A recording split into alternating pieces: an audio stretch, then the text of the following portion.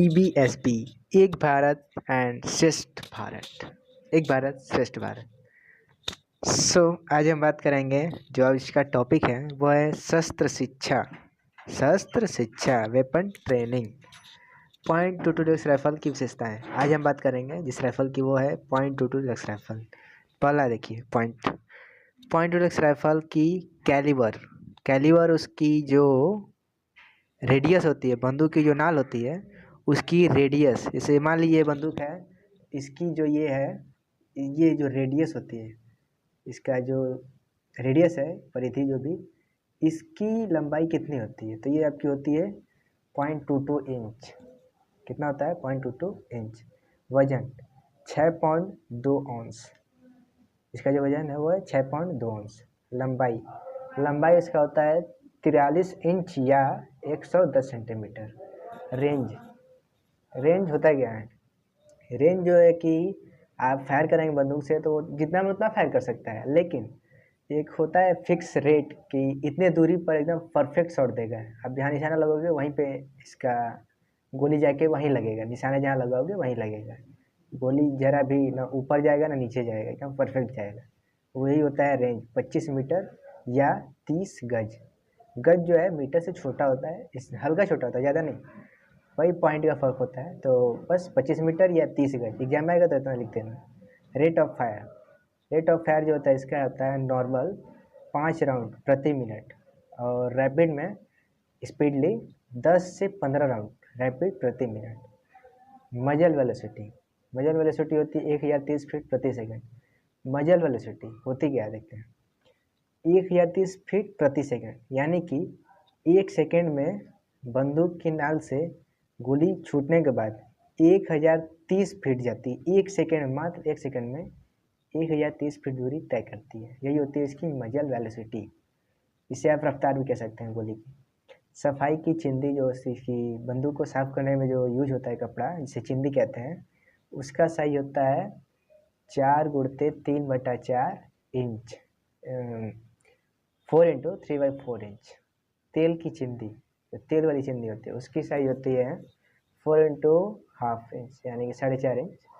Rifle की सफाई की वस्तुएं, पहला है पुल थ्रो, सेकेंड है वायर गेज, थर्ड है तेल, और फोर्थ है फ्लैट नेट, चिंदी तेल।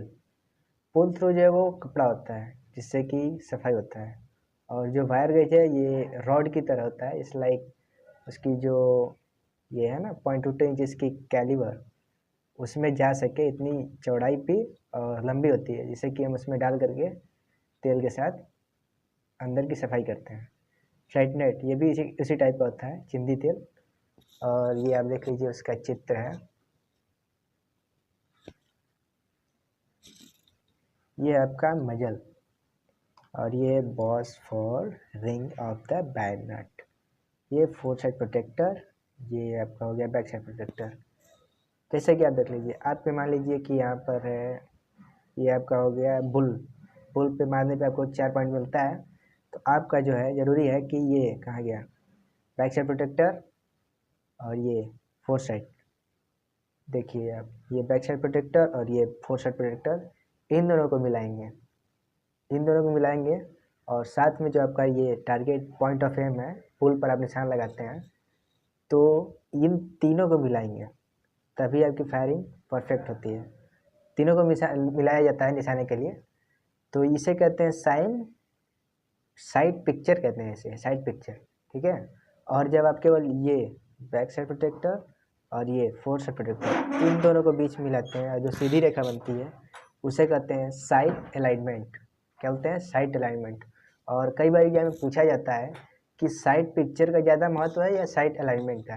तो आपको पता होना चाहिए कि साइड अलाइनमेंट जो है, यहाँ से यहाँ तक के बीच में जो काल्पनिक रेखा बनती है सीधी, उसका ज़्यादा महत्व होता है। साइड अलाइनमेंट का ज़्यादा महत्व नहीं होता है। उसका देखते हैं, यहाँ पर आपका है सेफ्टी कैच है, इसका आप यूज करेंगे अगर फायरिंग करेंगे तो।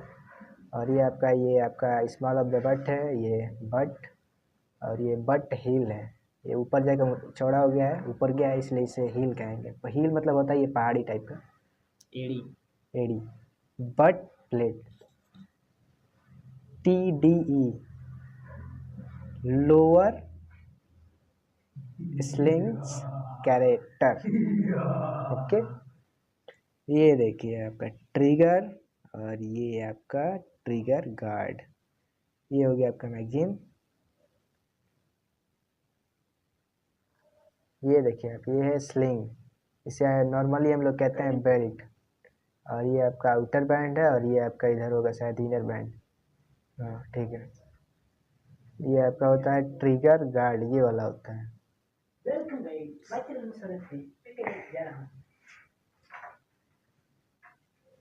ये आपका नॉब हो गया, ये नॉब। हाँ ये देखिए, पॉइंट उलक्स राइफल की बोल्ट एक्शन हैंड चैम्बरिंग पर कार्य करता है।